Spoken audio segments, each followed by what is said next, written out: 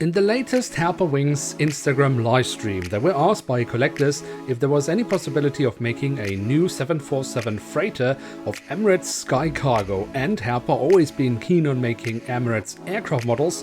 Well, they did seem quite interested in that option. But what could such a model look like? Well, luckily back in 2014 Herpa already has made such a model, which we will take a look at today.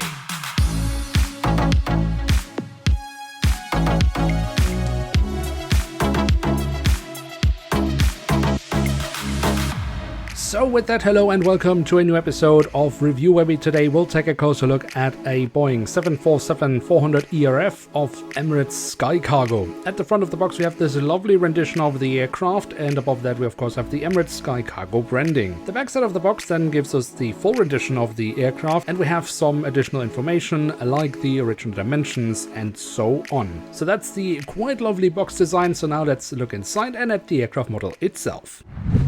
And here she is, the Boeing 747-400ERF in the Emirates SkyCargo livery. Now we could say the standard livery because I'm not sure they have already updated the Emirates SkyCargo livery. Emirates of course recently got a new livery, but at the very least we can say this is the 2000s livery of Emirates SkyCargo. Now it might to some maybe sound a little bit surprising why Herpa potentially would make a new 747 Emirates SkyCargo freighter model in the future, but Emirates SkyCargo has reintroduced the 747 in their fleet, so this is why it is a very likely possibility that we could see a new model in the near future. So I thought it would be a good idea to look back at 2014 when Herpa last did a 747 Emirates SkyCargo freighter. And to find out what the aircraft model has to offer, we take a tour around the aircraft model with a look at the tail section as the first thing, where we of course have the Emirates color scheme or the flag of the UAE. On the fuselage we then have the full registration code of the aircraft. Notice this is a Belgian registration code, and I will get into this a little bit later in the video. But first we also here find on the side of the fuselage one of the larger cargo hatches of the aircraft that Herpa of course has printed on here with minimal detailing. Then towards the very tail of the aircraft we also have a bit of detailing around the APU exhaust. That does look quite nice, I think. Then at the front of the aircraft and across the fuselage we have the Emirates SkyCargo branding with a few smudges around the Arabic writing, but with a bit of distance it could go down as weathering.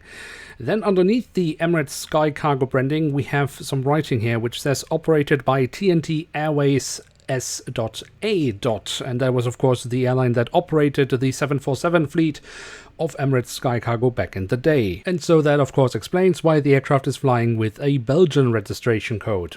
And then of course we also have the aircraft type specification on the left side of the main cabin door. Then we of course have the cockpit section itself. Here we have the cockpit windows with the window wipers printed on. Above that we also have the emergency hatch for the cockpit. But the main feature here is of course the main cargo door, which is printed on. This cannot be opened. And underneath the nose we again have the Emirates SkyCargo branding. Moving on, we can take a look at the engine nacelles, which have been kept in all white just as most of the fuselage, and have the Emirates branding and the silver leading edge printed on. That's however also all the printed detailing you'll be able to find here. The physical detailing could maybe be a little bit more refined, but overall I think it is quite alright. What I particularly like are of course the engine fan blades, which we can see here from the front. Then we can move on to the wings, which we should also take a closer look at, starting off with the top side where we have the different flaps, slats and spoilers carved out. This is however drowned away quite a bit by the grey coloring of the wings, so that's a shame, but we do have some different shades of grey, at least that, for additional detailing. The underside of the wings offers more physical detailing, and again the full registration code of the aircraft. Then the 747 of course also has these lovely winglets, which I think Herpa has replicated rather nicely. Apart from one dodgy wheel set, I think the landing gear overall on this aircraft model is quite alright. Herpa normally makes their landing gear out of plastic, but with the 747 models Herpa for some reason makes them entirely out of metal. But metal or plastic alike, what I am missing is some printed details around the front landing gear. What is also a shame is the fact that we do have a lovely print on the belly with the Emirates branding. This has then however been destroyed by a hole in the fuselage for a stand which is not included with the aircraft model, making it rather pointless. And then last but not least, and certainly not pointless, are of course the remaining doors to the cargo compartments, which Herpa has added here at the back of the aircraft and also here at the front of the aircraft. So there we have it, the Boeing 747-400ERF in the 2000 standard livery of Emirates SkyCargo from Herpa Wings in scale 1 to 500. And what can we say about this aircraft model? So given that it is not totally unlikely that Herpa might make a new such model, I think taking a look back at this 2014 model is kind of worth it. Herpa is of course not known to be adding a huge amount of details to the aircraft models, and it's not a different story with this aircraft model.